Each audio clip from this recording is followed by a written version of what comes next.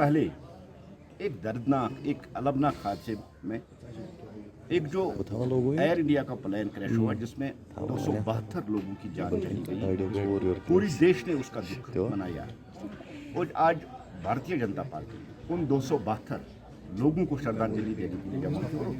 उसमें हमारे बहुत बड़े लीडर जो गुजरात के सीएम भी रहे विजय रूपानी जी, उनकी भी जान चली गई है जी। और उस सिलसिले में जैसे आप जानते हैं कि 11 साल बेमिसाल या जो गरीब कल्याण की जो स्कीमें 11 साल में रही, उनकी नेशन वाइड एक कंपेनिंग हो रही थी। भारतीय जनता पार्टी ने इस अलमनाक हादसे जब ये दुख देश को पहुंचा है, 2 दिन के लिए सारी अपनी जो एक्टिविटीज़ है उनको पोस्टपोन कर दिया था।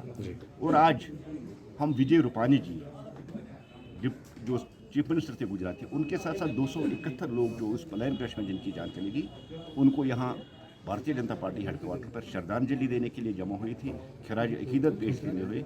क्योंकि सारे जो लोग थे जिनकी उनकी जान चली गई, उनके साथ इज़हार यकजहती और उनकी फैमिलियों के साथ इज़हार यकजहती करने के लिए हम जमा हुए थे। और खासकर विजय रूपानी जी भारतीय जनता पार्टी के बहुत कदावर नेता थे, गुजरात के चीफ मिनिस्टर रहे, ऑर्गेनाइजेशन में भी बहुत बड़ा रोल रहा और गुजरात की तरक्की में भी उनका बहुत बड़ा रहा।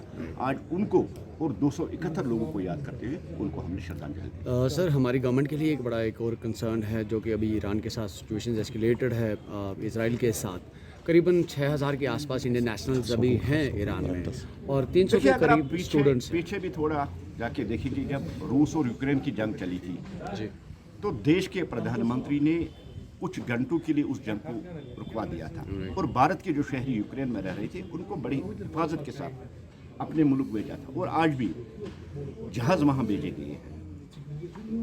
मोदी जी देश के जो भी शहरी है दुनिया के किसी भी हिस्से में, उनकी सेफ्टी, उनकी सिक्योरिटी के लिए बड़ा कंसर्न उनको रहता है और बड़ी संजीदा रहते हैं जी।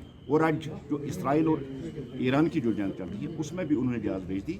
हमें उम्मीद है, हमें इस बात पे पूरा यकीन है कि भारत के शहर जो ईरान में हैं उनको बहिफाजत वहाँ से निकाला जाएगा और खासकर जो स्टूडेंट की बहुत बड़ी तादाद वहाँ है जो पढ़ने गई या MBBS करने गई जी, उनको बहिफाजत हिंदुस्तान पहुँचाएगा।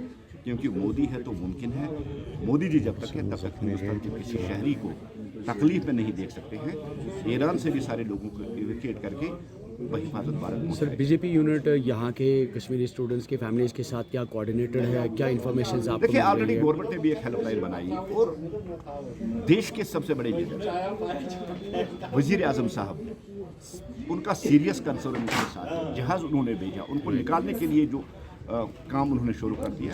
यकीन मानिए कि जो बच्चे कश्मीर के वहाँ हैं या देश के जितने भी वहाँ लोग ईरान में हैं उनको हिफाजत हिंदुस्तान, यानी कि बीजेपी एश्योरेंस पूरी दे रही है। बिल्कुल, मैंने कहा ना, मोदी है तो मुमकिन है। मोदी जी इस चीज़ को करके दिखाएंगे, वहाँ जो बच्चे हैं उन बच्चों को हिफाजत जम्मू कश्मीर पहुँचाएंगे।